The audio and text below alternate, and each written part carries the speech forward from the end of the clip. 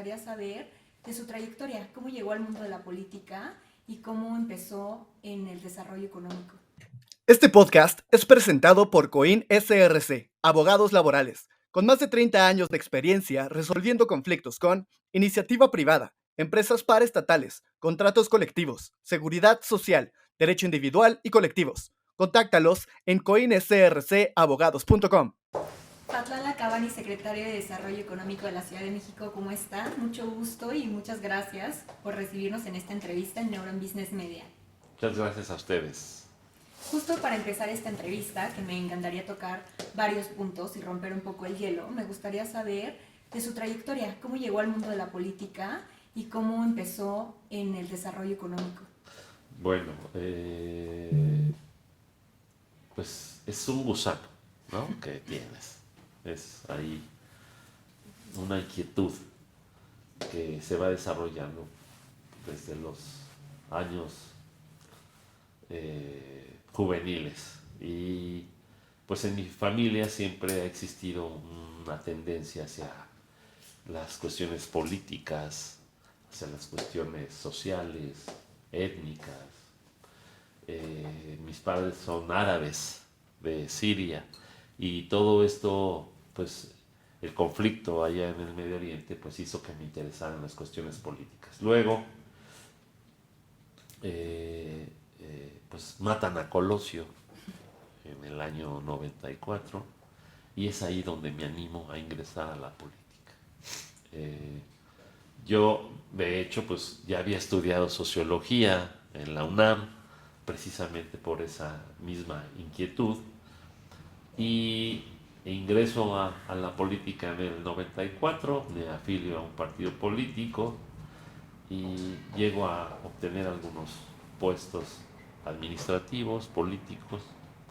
Fui jefe delegacional en Benito Juárez en el periodo 2003-2006, cuando el hoy presidente era jefe de gobierno. Entonces, ahí nos conocimos, trabajamos conjuntamente y nos volvemos a reencontrar posteriormente ya en la conformación de Morena, y es como me sumo al movimiento del presidente López Obrador. Y aquí seguimos ahora como secretario de Desarrollo Económico de la Ciudad de México, también porque pues somos una familia empresarial. Claro. Por diferentes cuestiones, eh, y pues la trayectoria empresarial, el conocimiento de los negocios, el venir desde abajo, ¿no? Como es el caso de muchas personas en el centro histórico. Son historias de trabajo, de esfuerzo, de perseverancia, y eso pues hace que tú conozcas bien el mundo empresarial desde su raíz, que eso es una cuestión muy importante para poder ahora desde el ámbito público apoyar a las empresas, a los empresarios, a los emprendedores.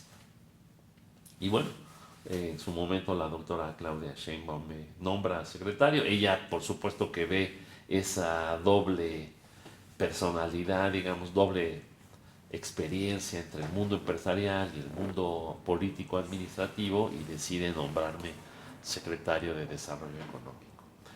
Y pues es algo que me apasiona, es algo que me gusta.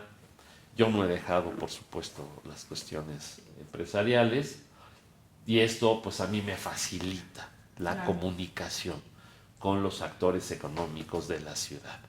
Incluso pues del país también he tenido, para atraer inversión a la Ciudad de México, contacto con empresarios de Guadalajara, de Nuevo León, de Sonora, algunos paisanos míos de origen, en fin.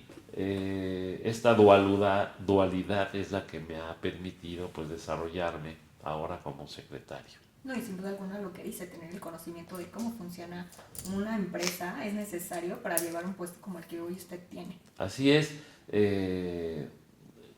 pues es que sabemos y conocemos perfectamente cuáles son los retos a los que se enfrenta el sector empresarial cuando empiezas desde abajo, qué necesitas. Por eso desde aquí de la Secretaría de Desarrollo Económico hemos iniciado una estrategia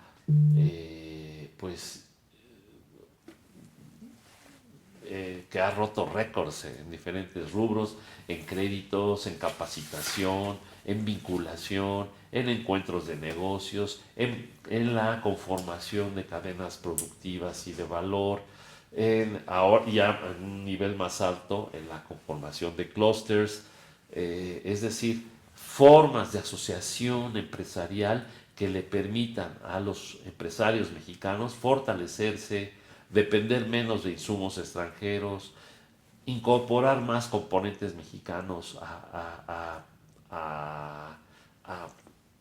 fábricas que son de alta tecnología, etcétera, ¿no? En el sector automotriz, en el sector de tecnologías de la información, en la industria aeroespacial, en fin, en el sector farmacéutico. Entonces, ir avanzando poco a poco en fortalecer y incrementar la capacidad de los empresarios mexicanos. Y justo hablando de los emprendimientos, me gustaría saber cuáles son los programas que tiene SEDECO para apoyar justo a los emprendedores de la Ciudad de México. Sé que hay un programa que se llama MIPYMES. Sí, bueno, nosotros tenemos varios subprogramas conforme al nivel que vaya adquiriendo las microempresas. Cuando ya están en la etapa de incrementar sus ventas, porque el problema de las empresas mexicanas no es la producción, es la comercialización. Entonces, ahí nosotros los incorporamos a diferentes esquemas para que se vayan regularizando y formalizando y de esta manera incrementando sus ventas. Voy a citar varios ejemplos. Primero, su incorporación al SAT, al régimen simplificado de confianza, o como personas físicas con actividad empresarial. Pero nos interesa más llevarlos al reciclo, porque es un esquema que hizo el presidente López Obrador, que por cierto no lo han cacareado mucho el gobierno de México, pero que reduce las brechas de desigualdad entre las empresas y fue algo creado por el presidente López Obrador, que es el que las microempresas que no vendan más de 3,5 millones de pesos al año paguen solamente el 2.5 de ISR y no el impuesto general que tenían antes de ISR, que era parejo para todas las empresas. Pues ¿cómo? Una injusticia económica, una injusticia empresarial, digamos, ¿no? Entonces, aquí en la Cuarta Transformación apoyamos verdaderamente a los empresarios a que crezcan, se desarrollen, incrementen sus ventas, reduciéndole sus impuestos de acuerdo al tamaño de la empresa. Porque si no vendes arriba de 3,5 millones, vas a pagar el mismo porcentaje de ISR que la mediana y que la grande? Es una injusticia. Y esto lo corrigió el presidente López Obrador. Entonces, para que ellos que dicen que no apoyamos a los empresarios, pues nada más esto que quede como un ejemplo. Otros aspectos los incorporamos a que tengan su código de barras, a que tengan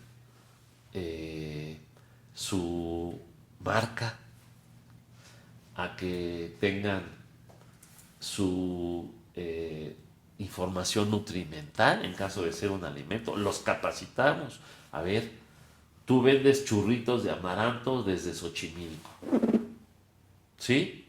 O nopal deshidratado desde Milpalta, o dulces mexicanos desde Tláhuac. ¿Cómo vas a ofrecer tu producto, el empaquetado y la información nutrimental? Es fundamental. A los productores de mole, que ya están agrupados, organizados, y que han obtenido con esa organización, ¿sí? Es un mini clúster del mole, ¿sí? Entonces, con esa organización en la que hemos coadyuvado, pues ellos han obtenido sus códigos de barra, acceso a vender a tiendas de autoservicio, así es mole gourmet, que es de almendra, de chocolate, de nuez, Qué de rico. avellana, ¿no? O sea, imagínate un mole con todo su sabor, pero que al mismo tiempo sepa avellana, nuez, almendra. Perdón porque estoy un poquito enfermo, pero bueno. Entonces aquí la situación es precisamente esa. Todos estos programas van encaminados a fortalecer a las microempresas. El día de hoy precisamente salió lo que el INEGI publica en materia de negocios en la Ciudad de México. Han crecido el número de unidades económicas en la Ciudad de México en relación con la pandemia, con lo que teníamos antes de la pandemia. Así es que vamos bien, vamos por el buen camino, pero el tema es que siempre debemos profesionalizar al empresario y a las empresas. Este sexenio de la Ciudad de México es el sexenio que históricamente ha dado más cursos de capacitación, de educación empresarial, de educación financiera a los microempresarios de la capital, porque es fundamental, es tan importante como un crédito el que conozcan bajo qué esquemas, de acuerdo a su giro, tomar algunas decisiones. Entonces, estamos trabajando ahí en ese sentido y estamos muy contentos con lo que hemos logrado.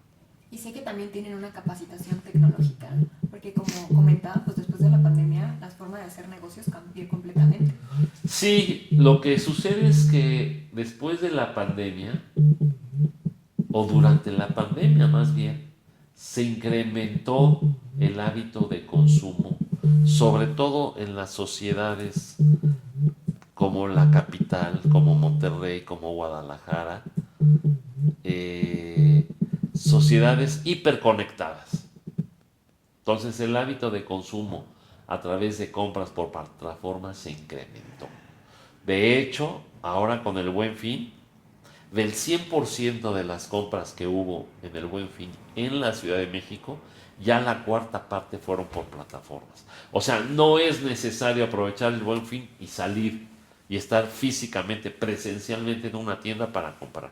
Todas las grandes tiendas, las tiendas de autoservicio, pero también micro y pequeñas empresas ofrecieron a través de diferentes plataformas, que no necesariamente es una página, puede ser Facebook, puede ser WhatsApp, puede ser TikTok. Hicimos un convenio con TikTok, vamos a alcanzar las 10,000 microempresas para que vendan sus productos en TikTok y en Facebook, ni se diga, en Amazon, Mercado Libre, igualmente. Bueno, en Mercado Libre, en la Ciudad de México, en todo el país, formales hay 200, no casuales, no ocasionales, formales hay 220,000 vendedores a nivel nacional en Mercado Libre, 220,000. 60,000 son de la Ciudad de México. Entonces, quiere decir, y todos, el 95% está en el reciclo. Y claro, porque no venden arriba de 3,5 millones anual y pagan el 2.5% de ISR, pues es un apoyo increíble, ¿no? Que permite a las microempresas capitalizarse, revolver su capital y ampliar sus operaciones. Entonces, muchos compran mayoreo y lo venden al menudeo a través de Mercado Libre. Hay miles de ejemplos. Puede ser, no sé,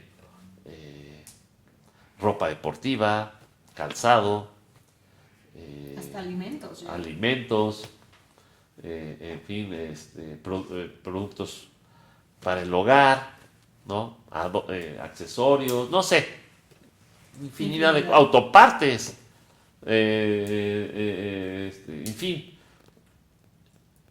Entonces, la Ciudad de México es un epicentro comercial muy importante. Y bueno, se está incrementando las ventas por internet. O sea, ya no es necesario tener un local. Sí, no, ya no es como antes, Sí. ya puedes subir tu Sí, producto. o sea, yo creo que va a ser benéfico para la economía porque yo quiero comprar un perfume y regalarlo, ¿sí? Entonces lo compro por internet, me lo envuelven para regalo y ya se lo entregan A la persona. a la persona a quien quiero ofrecerle ese detalle. Y yo, con dos movimientos, pago con mi tarjeta y se acabó. Ya, Sin ya siquiera des- salir de tu casa. Sin siquiera salir de casa y ya te darán las gracias después, ¿no? Entonces también por WhatsApp, y, o sea, ni se ven, ¿no?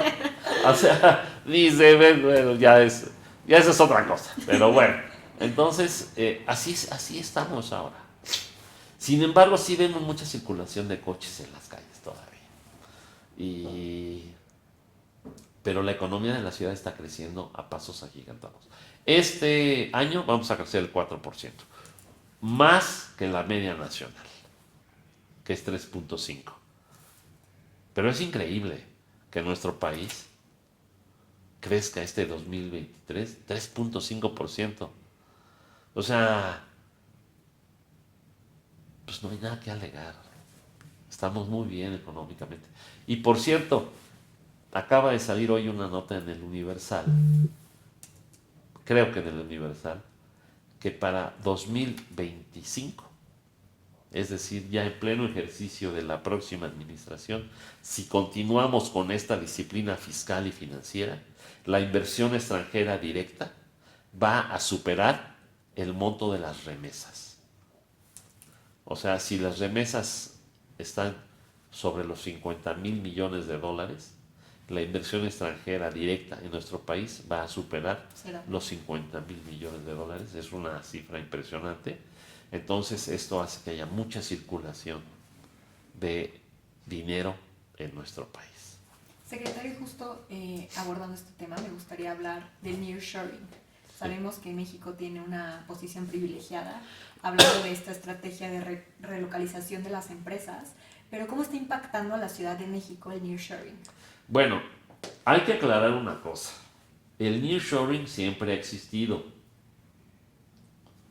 pero ahorita México se ha visto beneficiado por la relocalización, además de unos de factores exógenos que son inocultables, también por factores endógenos. La gran disciplina fiscal del gobierno del presidente López Obrador, aunque les duela ahí a algunos, ¿sí? El gran manejo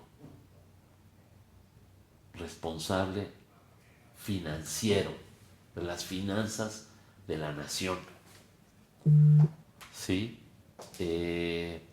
La estabilidad social es un activo económico, la estabilidad social, ¿sí? A las empresas, guerras por aquí, guerras por allá, a las empresas no les interesa invertir en papeles que potencialmente, en países, perdón, que potencialmente puedan estar en una guerra. Y México es una de ellas. Entonces requieren de mucha certidumbre. Y una certidumbre social. ¿Por qué? Porque hay una gran política de redistribución de la riqueza que genera estabilidad social. Y a las empresas, yo como empresario, ¿dónde voy a invertir? Pues ahí voy a llevar mi dinero. Y esos son factores que antes, con otros gobiernos, no se tenían. Con este gobierno, sí. Entonces, eso atrae más inversión extranjera directa. Yo no la voy a llevar a países donde haya potencial bélico, situación bélica. Entonces, conjuntando estos elementos exógenos y endógenos, tenemos este escenario tan atractivo para las empresas extranjeras e incluso también nacionales que están reinvirtiendo en nuestro país. Y pues claro, somos parte del mercado más importante del mundo, no el más grande, porque el más grande pues es China, pero sí el de mayor poder adquisitivo. Entonces, ¿Por qué estamos logrando eso? También se debe a la renegociación del Tratado de Libre Comercio TEMEC, que como lo estaban dejando con el gobierno de Peña Nieto, no nos convenía. Como lo estaban dejando. ¿Por qué?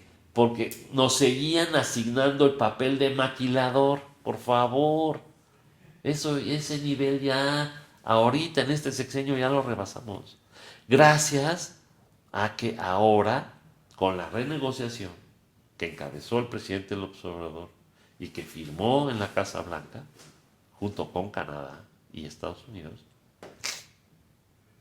la capacidad de México pasó a un nivel de manufactura, pero de alta manufactura. Por eso han llegado inversiones en el sector automotriz, en el sector aeroespacial, en el sector inmobiliario, en el sector de tecnologías de la información, de sectores de alta manufactura y que se han incrementado potencialmente.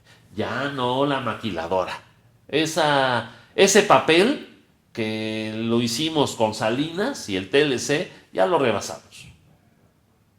Y lo rebasamos en este sexenio. Hoy, México exporta más autos a Estados Unidos que Japón. Y hoy, en este sexenio, México exporta más bienes de consumo y en general a Estados Unidos que China.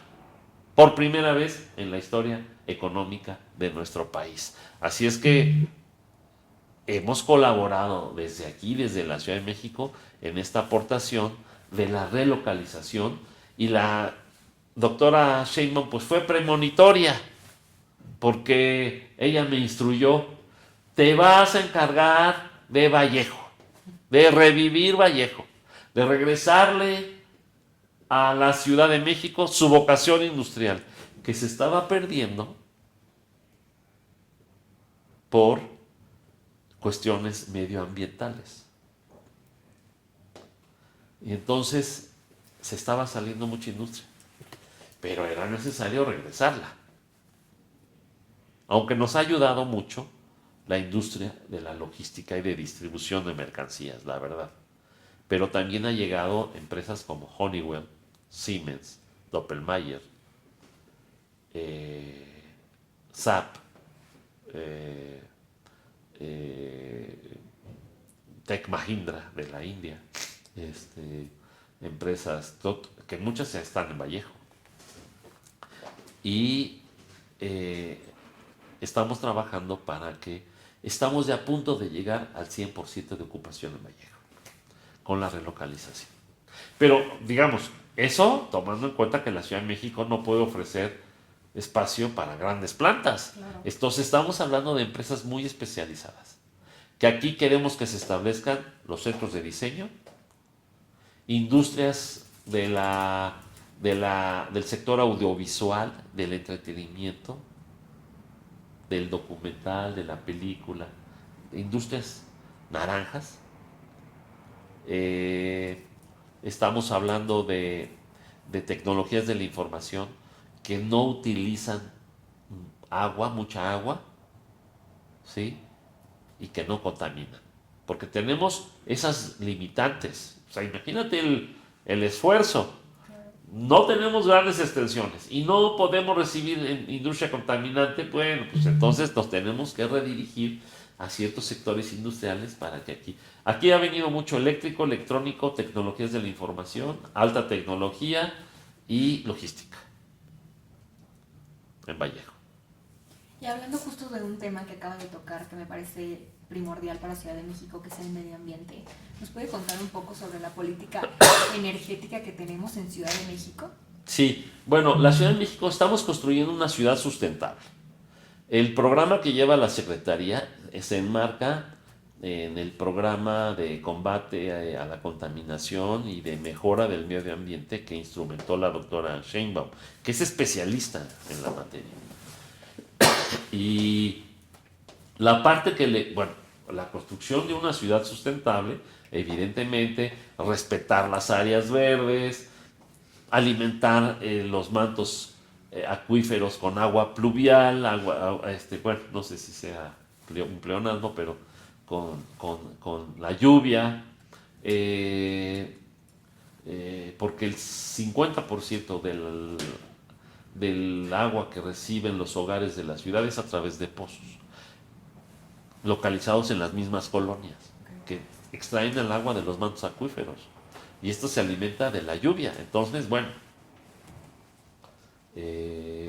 tenemos que construir una ciudad sustentable, impedir el crecimiento de la mancha urbana, crecer urbanísticamente en forma ordenada.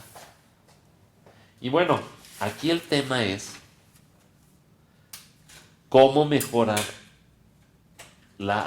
el uso eléctrico o energético. Y estamos trabajando en la construcción de la ciudad solar.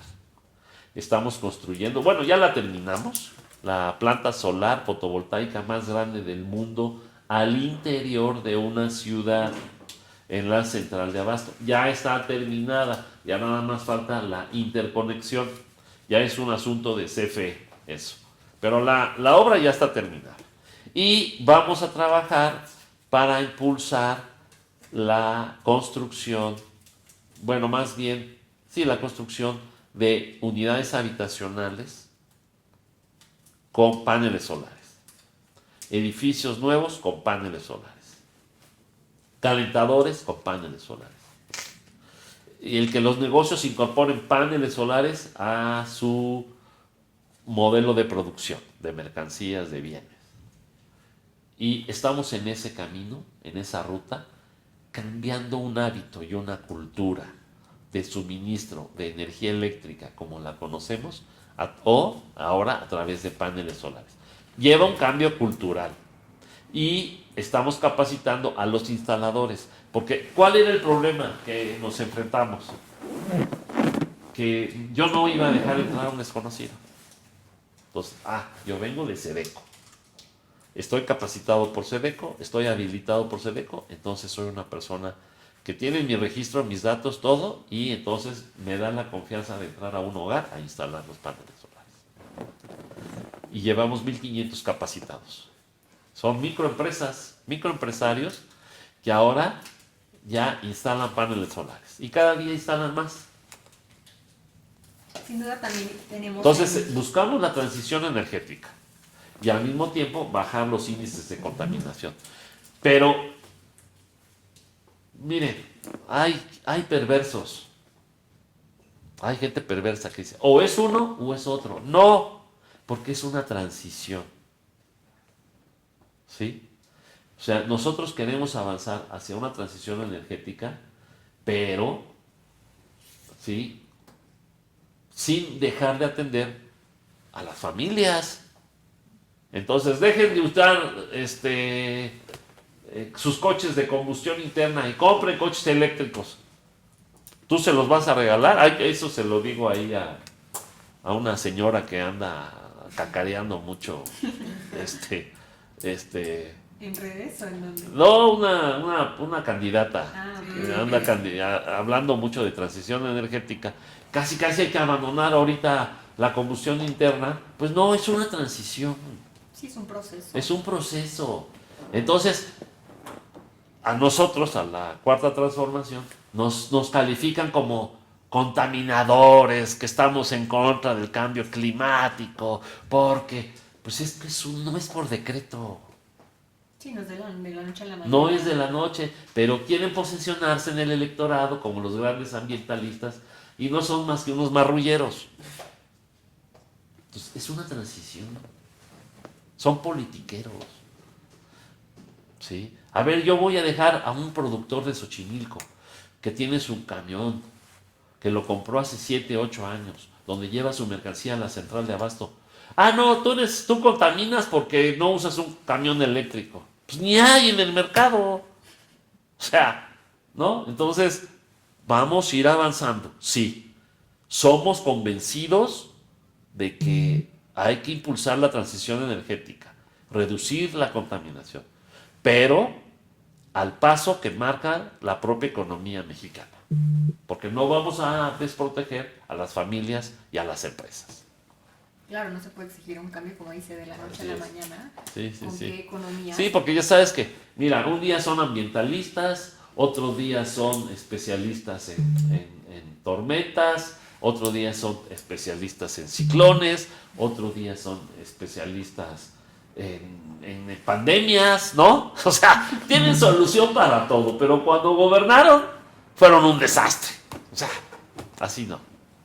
Secretario, moviéndome un poquito de tema, me gustaría hablar justo sobre el transporte público. Sí. Y sé que tenemos todos estos proyectos para que sea eléctrico.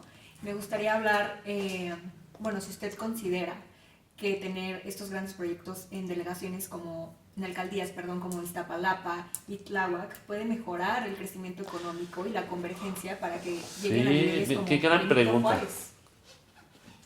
Bueno, mira, déjame decirte algo.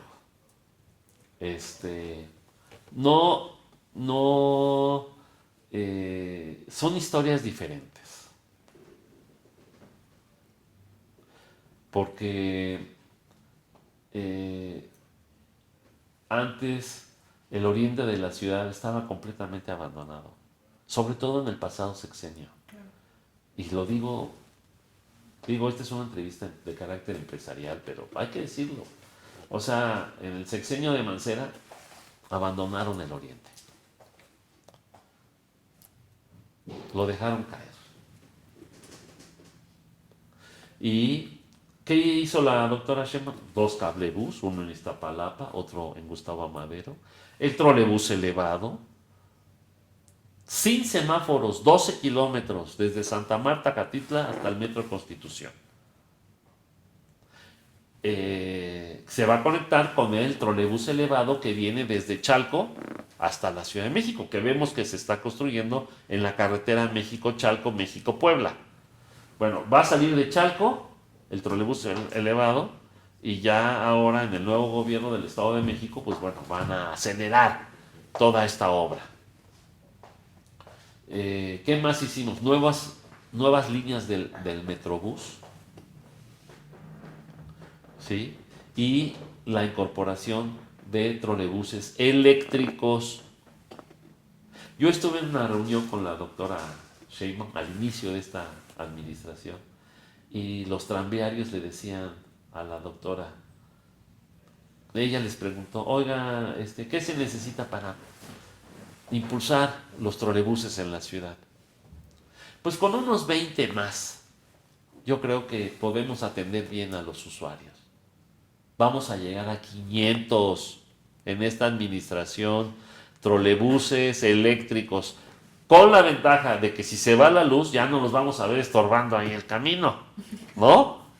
De ahí con sus cables ahí, ¿sí? ¿No? Ahora tienen una batería que les permite seguir circulando y que solo se usa en caso de que se vaya la luz, ¿no?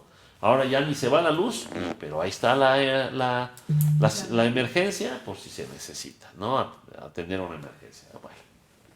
Entonces vamos a cerrar esta administración son esos azulitos, azul metálico, ¿sí?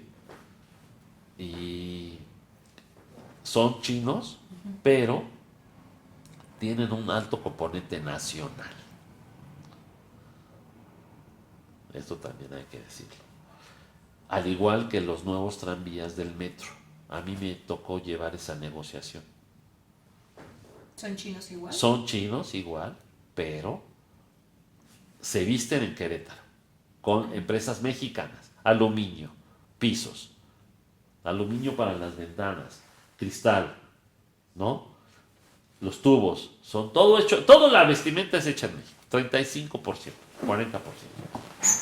Entonces fortalecemos a las empresas mexicanas y estamos renovando completamente la línea 1. Entonces, sí estamos trabajando, tu pregunta es el oriente de la ciudad y cómo la inversión pública atrae a la inversión privada. Si tú abandonas una zona, no va a haber inversión privada. Pero, por ejemplo, las utopías que se hicieron en Iztapalapa, ¿se vale o no se vale? ¿Sí se vale? Con Clara Brugada. Sí, los proyectos que tuvo. Oye, o sea, se construye una utopía que eran basureros, los basureros de Benito Juárez, de la gente que, Álvaro Obregón, de Coyoacán, ¿no? De Cuauhtémoc, de otras alcaldías, ahí iban a depositar su basura. Pero ya no, Iztapalapa ya no es el basurero de la ciudad. Ahora ya aprendemos a reciclar, aprendemos a separar, a reutilizar, a generar una economía circular.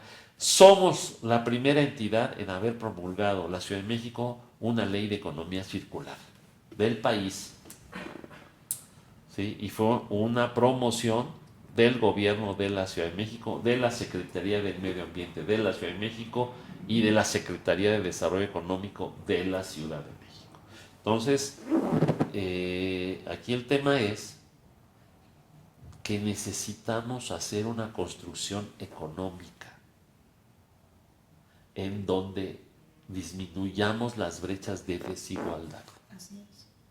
Y eso fue lo que hizo la doctora Claudia Sheinbaum con Iztapalapa, con Milpalta, con Xochimilco, con Gustavo Amadero. ¿Sí? Y trabajamos también para disminuir el rompimiento del tejido social, el abandono escolar, la desintegración familiar. Porque todo eso impacta económicamente. Entonces, lo que nosotros construimos conjuntamente es la atención social para el desarrollo económico. O sea, yo lo veo como sociólogo, pero como empresario y como funcionario. Entonces, Iztapalapa hoy es de las alcaldías que más aperturas de negocio tiene, porque van las familias a las utopías y van por la paletería, por la estética, por la frutería, por la tienda de abarrotes, pero ya alrededor de las utopías. Y alrededor también fondas, taquerías, loncherías, ¿no? Y la gente, aquí está llegando la gente, ahí abro mi negocio. Y es una dinámica que estamos construyendo específicamente para el oriente de la ciudad. Y te puedo dar las cifras, o sea, la apertura de negocios en Iztapalapa cada vez es más alta. ¿Y qué quiere decir? Que ya estamos construyendo una dinámica económica propia en Iztapalapa, que se abastecen en Iztapalapa, que se divierten en Iztapalapa y que lo que ganan si trabajan fuera de Iztapalapa lo derraman en Iztapalapa. Y es la construcción de su propia dinámica económica. Entonces, eso es muy positivo para la ciudad. Sin duda alguna. Y por eso, porque esa, si tú me lo permites, anda diciendo ahí un señorito que si quieres vivir como en Benito Juárez, vota por mí. Esa es una propuesta clasista, racista y de lo más ruin.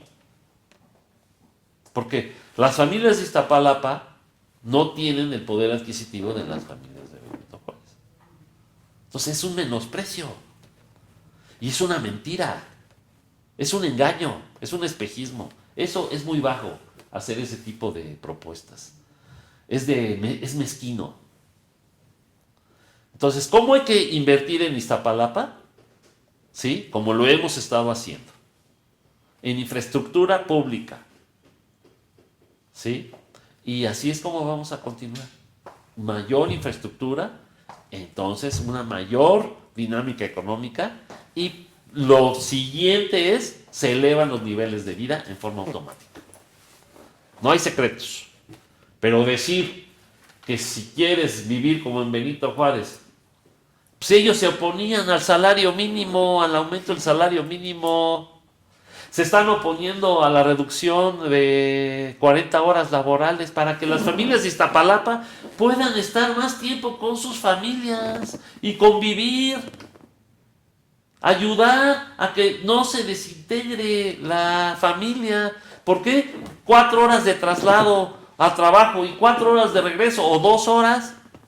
Por eso se invirtió en el cablebús, por eso se invirtió en el trolebús elevado, para cortar las horas de traslado y que estén más tiempo con su familia, reducir los porcentajes de desintegración familiar.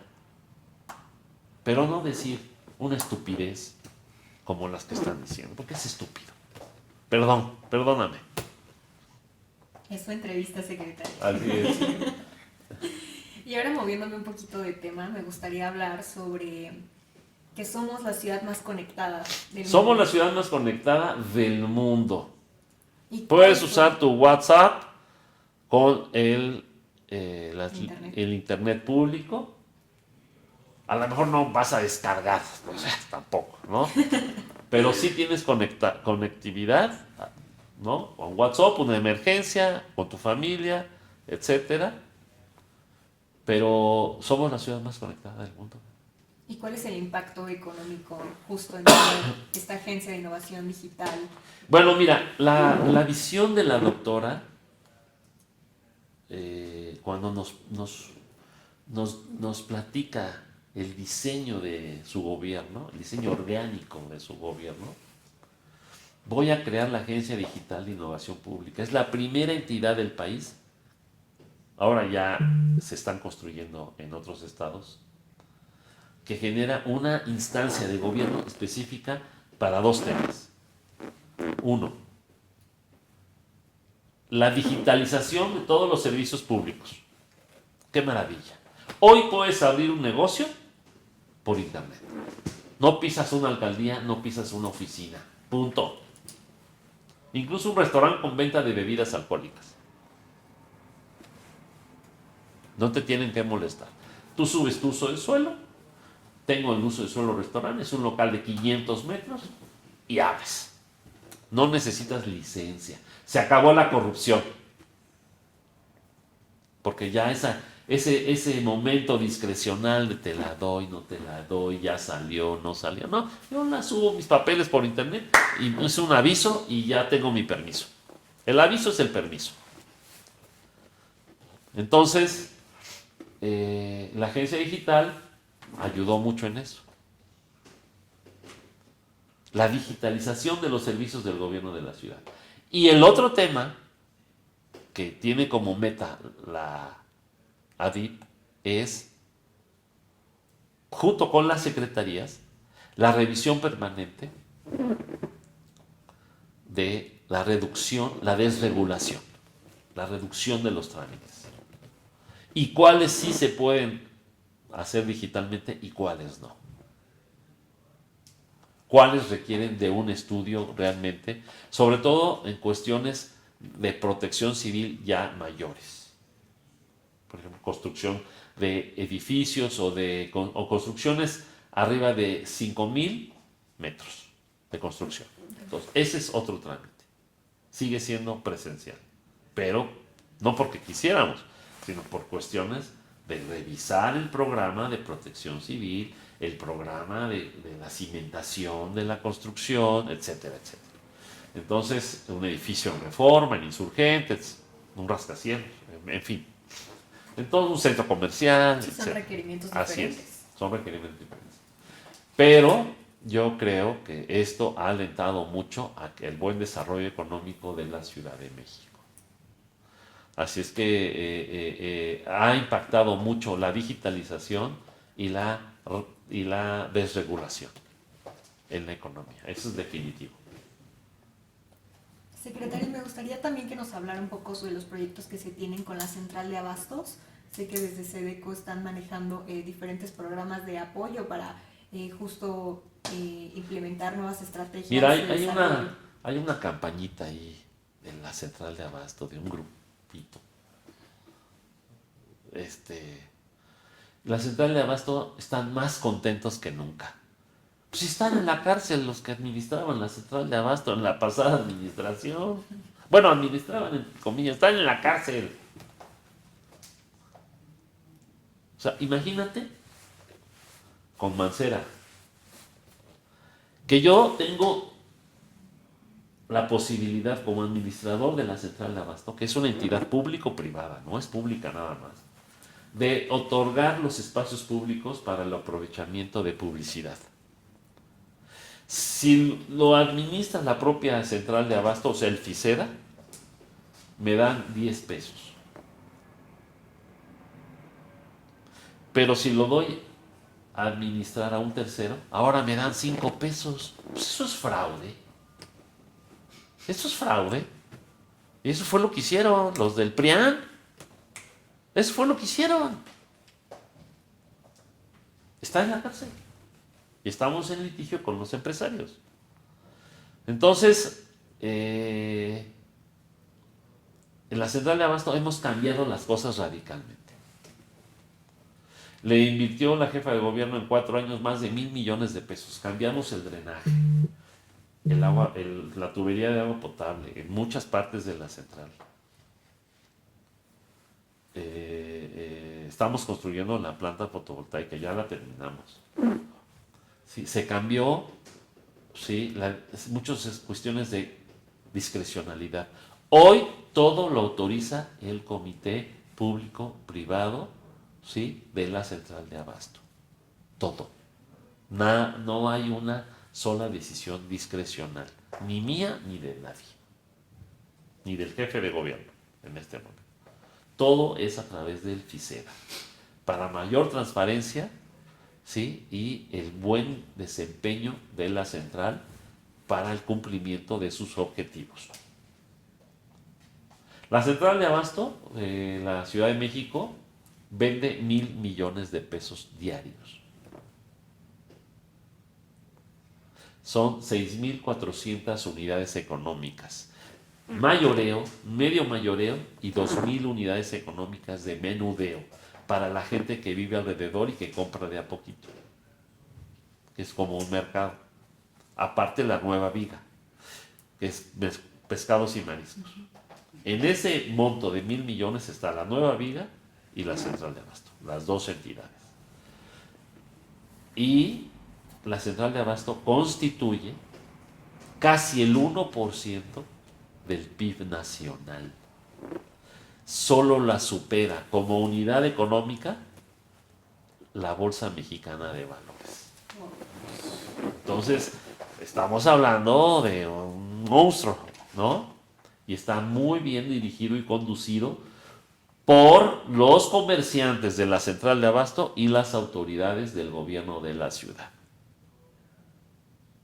Y están muy contentos.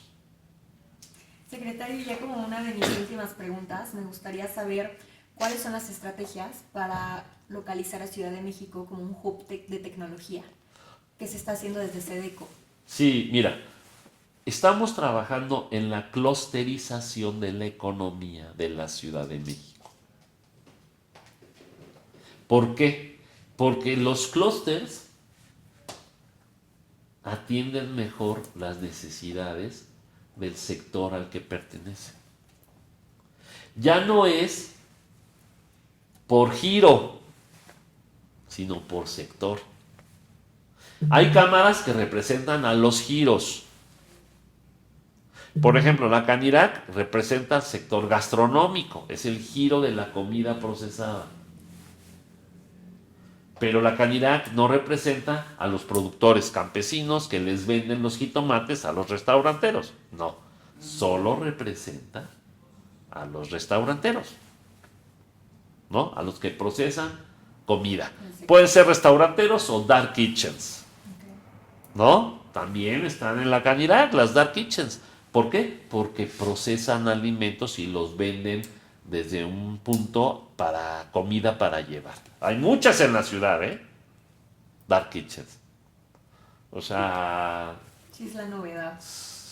Sí, yo habilito, por ejemplo, paellas, sábado y domingo. Las hago en una parte de mi casa, en el garage. Habilito unos hornos, unas paellas. Hago 15, 20, 30 ollas, de esas ollas paelleras, el fin de semana. Solo los sábados y domingos. Son dark kitchens. Muchos están en la Caridad, están dados de alta, son negocios establecidos. Entonces, representan un sector. Lo que estamos haciendo es, con clústeres, tener diagnósticos precisos de la cadena de valor y las deficiencias que pudieran tener en su cadena de suministro. Por ejemplo, en el clúster automotriz. Traer algunos autopartes era muy complicado y quedaban mal con sus compradores, con sus clientes. ¿Qué empresa mexicana puede hacer esa autoparte que de tal manera se pueda sustituir adecuadamente la pieza que falta?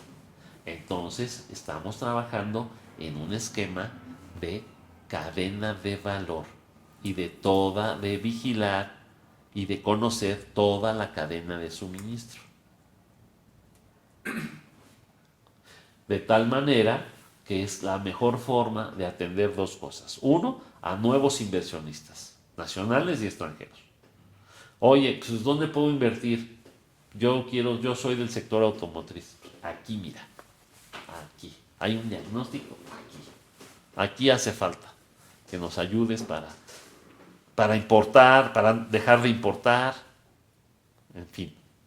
Y el otro esquema es, sí, que con eso nosotros nos adaptamos mejor a la competencia. Entonces, este impulso ha hecho que por primera vez, como ya lo dije, México le venda más coches a Estados Unidos que la misma Japón. Claro, le vendemos también coches japoneses, ¿no? Está Toyota, está Nissan, está coreanos también, Hyundai, Mitsubishi, está Lexus, ¿no? Todos estos son. Está Mazda, está Kia, que es de Corea. Entonces, el sector, digamos, y ahorita están entrando muchos coches chinos, pero completos, no están fabricados en México. Bueno, y aparte los otros actores económicos, pero ya estamos metiendo muchos fabricantes mexicanos. Aquí en la Ciudad de México, por increíble que parezca, hay muchos actores económicos de la industria automotriz. Resortes, clutch, frenos, fieltro, parabrisas, aluminio, ventanas, ¿no? Faros. Todo eso se hace en México. Y no lo hacen las plantas, lo compran a empresas mexicanas. ¿Sí? Calaveras, focos, etcétera, todo se lo compran.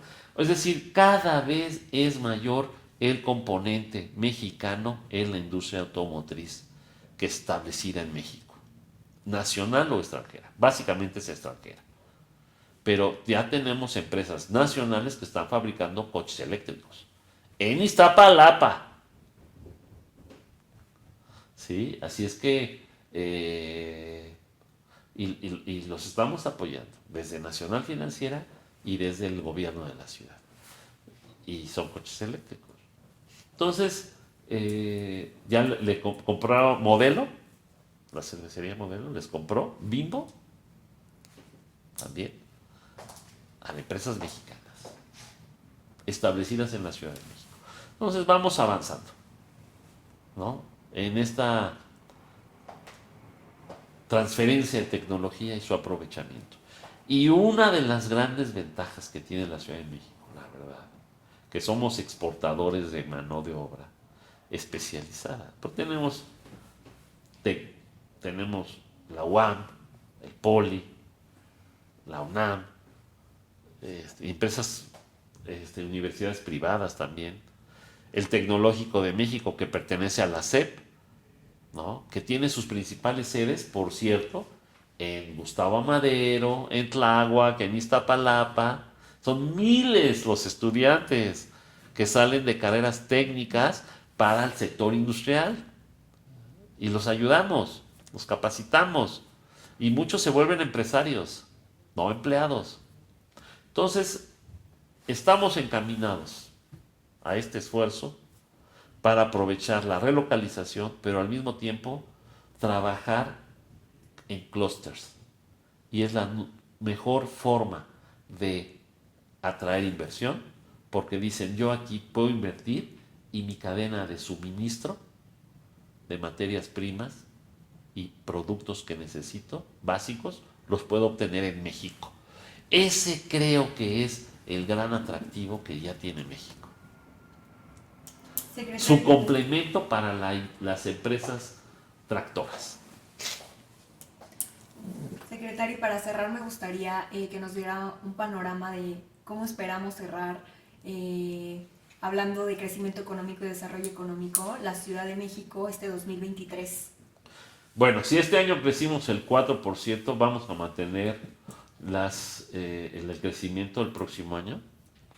Este 2023, 4%. El próximo año, 2024, 4%. Lo sostengo. El nivel de inversión está incrementándose. Tenemos que encontrar nuevas formas de inversión en la ciudad. Porque la ciudad no tiene espacio. Entonces, ¿de qué tipo de empresas van a llegar?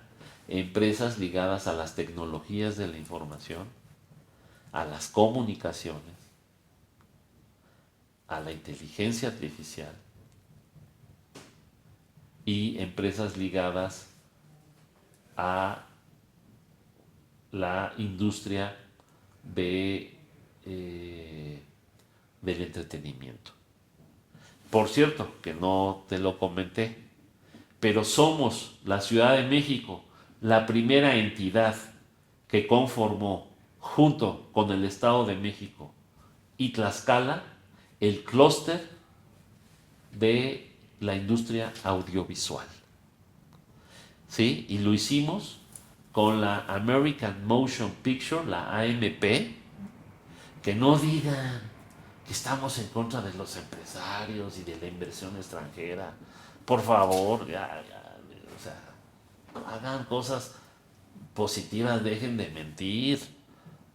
Hicimos el primer clúster, óiganlo bien, con la American Motion Picture, el primer clúster a nivel nacional de la industria audiovisual. Y la American Motion Picture, ¿quiénes son sus socios? Netflix, Disney, Amazon, todas las grandes productoras. Invitamos a Claro Video. O sea, lo que queremos es fortalecer esa industria audiovisual. Hoy la Ciudad de México es la quinta ciudad del mundo con mayor número de locaciones o que se ejercieron y practicaron el mayor número de locaciones. Después, por supuesto, de París, de Londres, de Nueva York y de Los Ángeles, ¿no? Pero la Ciudad de México, y por cierto, Netflix aquí invirtió en la Ciudad de México a través de una empresa subsidiaria, compró predios en Xochimilco y en Tepepan.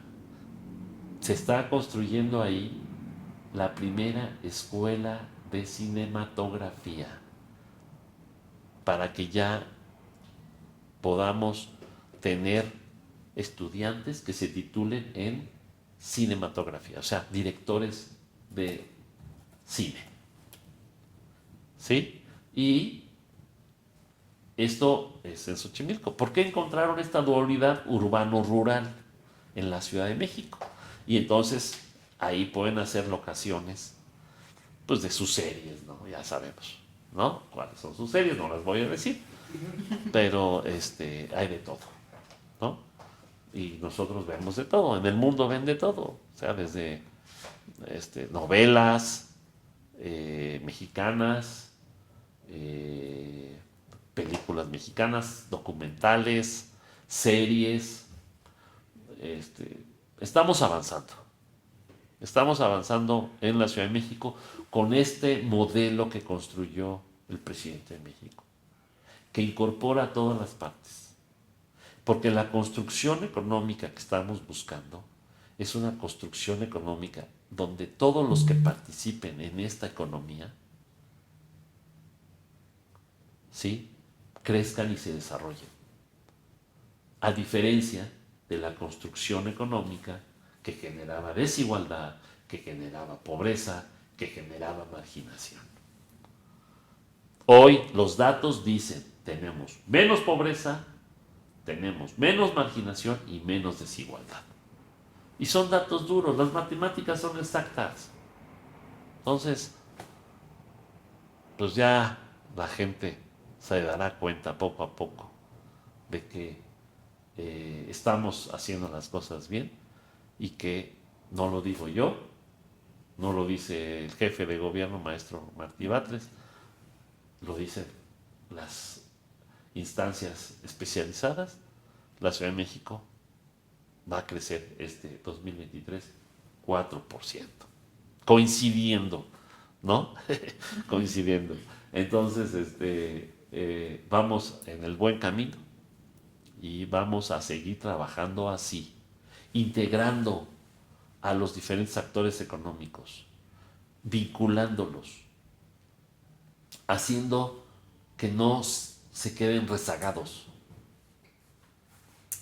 y que construyamos una sociedad cada vez más justa e igualitaria, que es la finalidad, elevar los índices de bienestar. Secretario, pues muchísimas gracias. Gracias a ustedes. Por darnos tiempo, por darnos su conocimiento acerca de estos grandes temas, esta gran entrevista. Espero que la hayan disfrutado tanto como yo. Muchas gracias a toda nuestra audiencia en Neuron Business Media. Y no sé si quisiera cerrar con una conclusión personal. Bueno, pues que vamos a seguir trabajando. Es nuestra convicción. Lo hacemos con mucho gusto, con muchas ganas. Pero lo hacemos también con planeación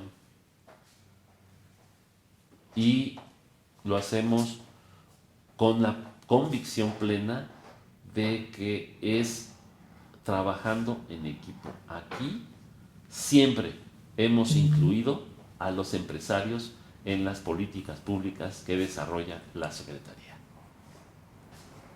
Pues muchísimas gracias, Fatlala Cabani, secretario de Desarrollo Económico de la Ciudad de México. Nos vemos en otra entrevista en Neuron Business Media.